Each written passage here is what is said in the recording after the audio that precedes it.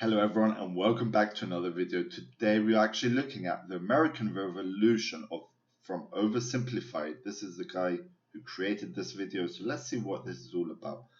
You know what, don't forget hit that like button, subscribe to the channel, it truly helps me out. Without further ado, let's see what we got here, yeah? Let's get on with it. Right? And I reach India, right? Let's go. Holy smokes. Christopher Columbus, that is no way to address the king and queen of Spain. What is wrong with you? Okay, so you know how we're looking for a new trade route to India, right? Right. And the earth is round, right? Right. So I'm thinking we can just sail the other way around the planet, right? Yeah. So I set sail, right? And I reach India, right? Right. Wrong. I did Wow. not reach India. I did not. All right, get to the point. Did you know there's a whole nother freaking continent out there? Okay, and do you think I should care about this? Why? Oh, I'm sorry. Did I forget to mention there's gold everywhere? Ooh, that's interesting. Gold? Look, that got their attention. Columbus landed in Central America in October 1492, and he had the time of his life. And by that I mean he went on a huge theft and murder spree. He stole gold, jewelry, people, and a hammock. And then he returned to show off all of his riches, including a few previously undiscovered items such as tobacco, the pineapple, turkeys, and a hammock. Now I know what you're thinking, but oversimplified, Columbus didn't discover America, the Vikings did. And you'd be partially right. In the 11th century, Leif Erikson was the first European to land in America. But hey, if you love Vikings so much, then why don't you check out today's sponsor? Vikings War of Clans is a mobile game that was inspired by the famous strategy and RPG games of the 90s like Age of Empires and Civilization. And get the special bonus of 200 gold simplified. And suddenly the race was on to explore and conquer the new world. After a couple centuries of warring with the natives and each other, the European powers had claimed quite a lot of land, including this area, which both the English and the French claimed as theirs. One day the French said, "I'm gonna build some forts along here." And the English were like, "Could you not?" And the French said, "Sorry, but no, I could not." And they went ahead and built their forts, which pissed off the English, so they sent an up-and-coming British lieutenant colonel by the name of George Washington with a combined force of British troops and Native Americans. After a short battle, the French commander said, all right, we surrender. Okay, boys, pack it up. They're surrendering. Oh, he just got sliced, bro. Wow. Sorry, was I not meant to split his head open with a tomahawk?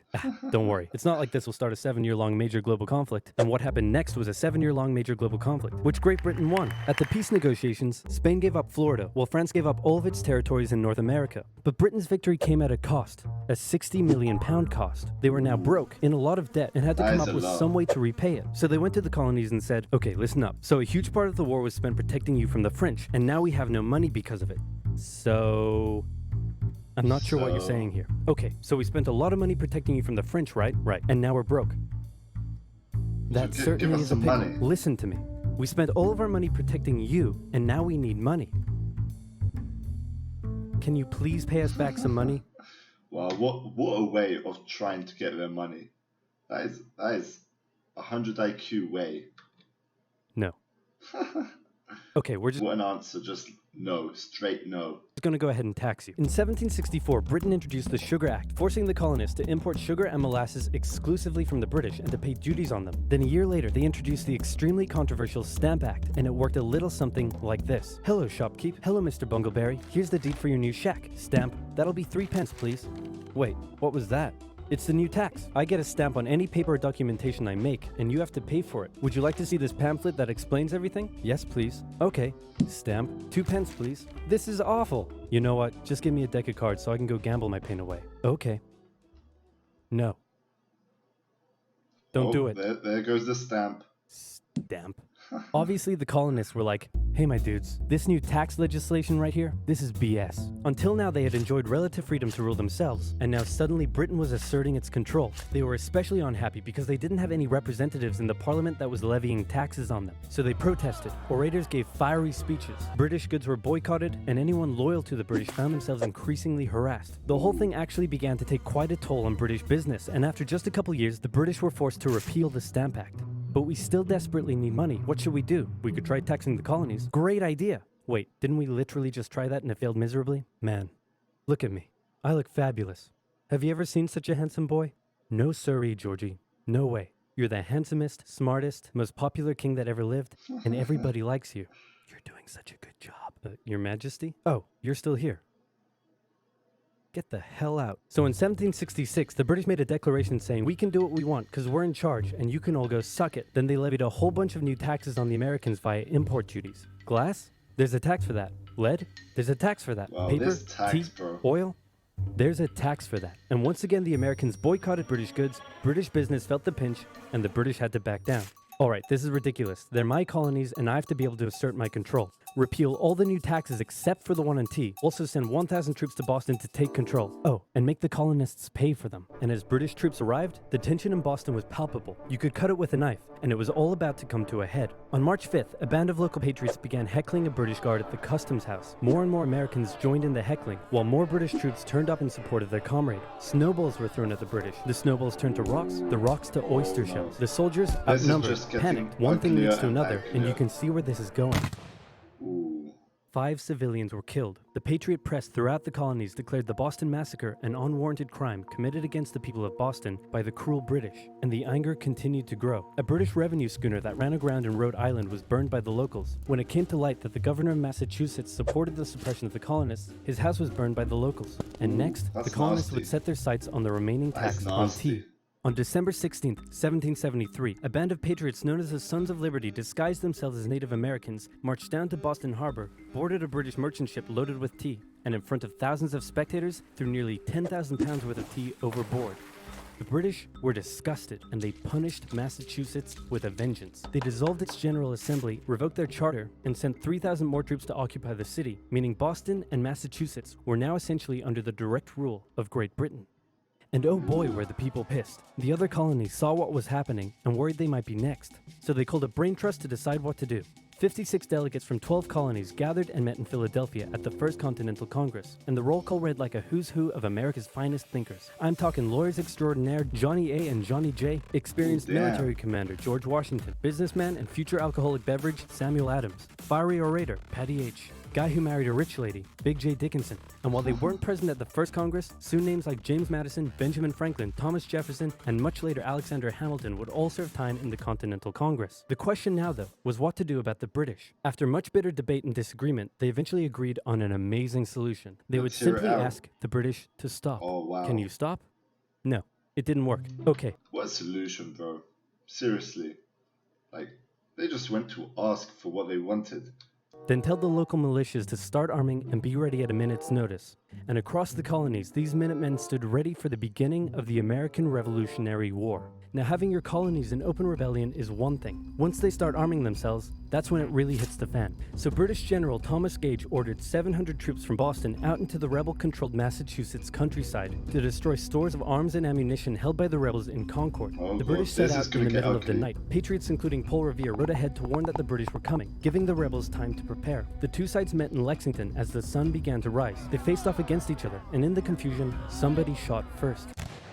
The shot heard around the world marked the beginning of the American War of Independence. The rebels were outnumbered and had to fall back to Concord as the British split up to search for rebel supplies. However, more and more Patriot rebels kept showing up, and this time it was the British who were outnumbered as more fighting kicked off in Concord. The most professional army in the world was forced to flee back to Boston at the hands of local, poorly trained militiamen. And all along the British route back to Boston, Patriot rebels continued to gather and open fire on the retreating British. When the British reached Boston, the rebel militias surrounded them. Boston and the British were now under siege as small land and naval skirmishes continued around the city.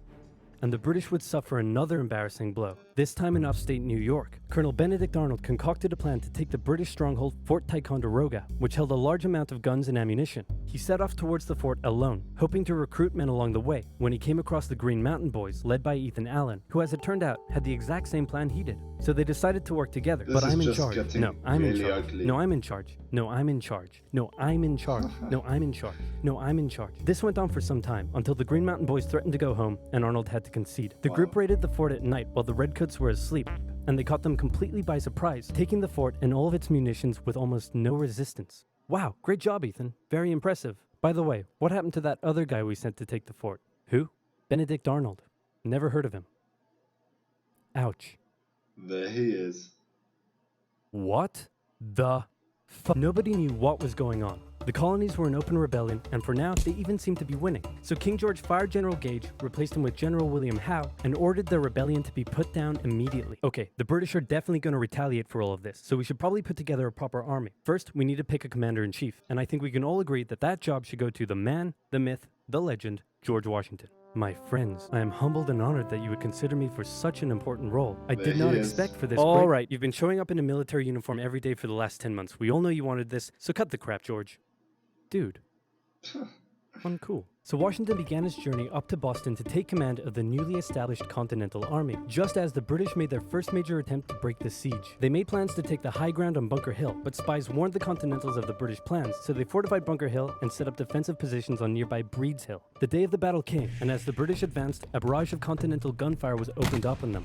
Twice they tried to climb the hill, twice they were pushed back. The battle lasted 3 hours until the Continentals finally ran out of ammunition and had to retreat, allowing the British to take the hill. While technically a British victory, they suffered nearly 1,000 casualties to the Continentals' 400. The colonists showed the British that this wasn't just a rebellion, it was war, and they were ready for it. But one thing they weren't sure about was why they were fighting. While some radicals were starting to throw around the I word, most hoped to eventually repair their relationship with Great Britain. So they sent a letter to King George saying, "Hey man, looks like things aren't going your way. Remove the taxes and let's be friends?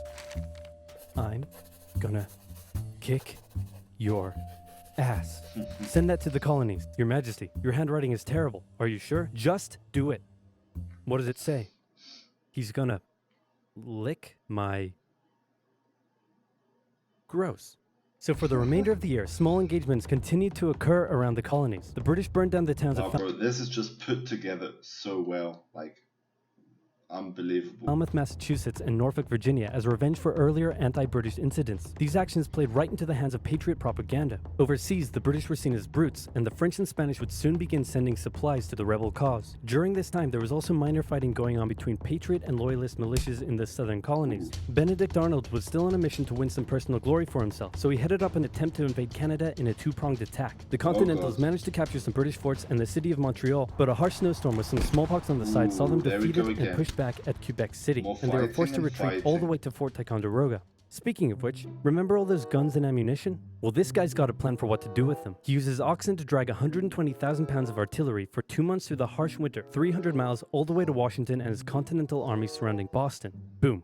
Washington's got himself some big guns, which is fortunate because up until now his army had been suffering through the cold winter, not knowing when the siege would end. Now, they could make a move. Washington wanted to launch a full assault on the city, but his junior officers felt the British were too fortified, and to his credit, Washington was great at hearing and taking on board the ideas of others. Instead, the Continentals worked through the night setting the guns up on Dorchester Heights, overlooking the city, and when dawn broke and the British saw the guns, they knew they were toast. Their positions were completely exposed. It was checkmate. They had no choice but to abandon the city. 120 ships carried 9,000 redcoats and 2,000 loyalists away to an unknown fate, and Washington had his first victory of the war. Washington then moved his army to New York, knowing that when the British returned, they would probably land there. In the meantime, a friendly-looking old man by the name of Thomas Paine had written and published a pamphlet called Common Sense, in which he advocated for total independence from Great Britain. It spread across the colonies like wildfire, and to this day remains the best-selling title in America. It was read aloud in taverns and meeting halls, and brought the idea of independence into the mainstream. Congress began to seriously consider the idea. Thomas Jefferson was selected to write up an official Declaration of Independence, and he went hard, writing that all men are created equal, with certain inalienable rights, including life, liberty, and the pursuit of happiness. Of course, Jefferson had over 100 slaves, but we don't have to talk about that. On the 2nd of July, Congress voted unanimously in favor of independence, and John Adams declared that the 2nd of July would go down as the most remembered day in American history. Then a couple days later, independence actually came into effect. The United States of America was born. There was no turning back now. The Americans tore down a statue of King George in New York and melted him down into 42,000 musket balls. To the British, it was treason, and if the king had his way, Washington and all of Congress would be hung.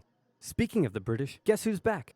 The king sent an intimidating force of 130 warships and 25,000 men to New York. Washington knew that taking on the most powerful military in the world wouldn't be easy. The British set up camp on Staten Island as the Americans dug into defensive positions around Brooklyn Heights, waiting for an attack to come. But the British just waited, wearing down their opponent's nerve while building their own strength. At one point, they launched a big scary artillery barrage and then said, "You know, if I was you right now, I'd probably sue for peace." But Washington told them to shove it. The Americans kept holding out for what was coming, and when they finally hit, they hit hard. 15,000 really British bad. troops approached the American position, and the two sides fired on each other in 50,000 British troops. That is crazy, man. That's just crazy. massive rows. But what the Americans didn't realize was they were only fighting a decoy. The main British force was going around to flank the Americans from Oh, behind, and when they clever. arrived, they inflicted heavy casualties. The Americans panicked and retreated back to Brooklyn Heights, where they then found themselves trapped between the British Army and the river. It looked as though the war was already lost, but luckily, instead of attacking, the British decided to dig in for a siege, and then a thick fog set in, allowing Washington's army to escape across the river unimpeded. The British continued to chase and engage the Americans at Manhattan, and the Americans suffered defeat after defeat after defeat. It was Wow. a disaster. Washington's leadership was called into question, as thousands of American POWs were left to rot as traitors. Washington's army fled through New Jersey all the way down to Pennsylvania. Rarely had an army been so badly beaten, yet survived to fight Oh, that's another just day. crazy. That's just crazy, bro. Wow. That was an interesting story right there. The American Revolution. I did not know any of this, to be honest. It was the first time me watching this. That was just crazy stuff. Let me know your thoughts down in the comments below. I would want to check out what you guys have to say about this. That was it for today's video. I hope you all enjoyed, and we'll be seeing you on the next video. Peace out.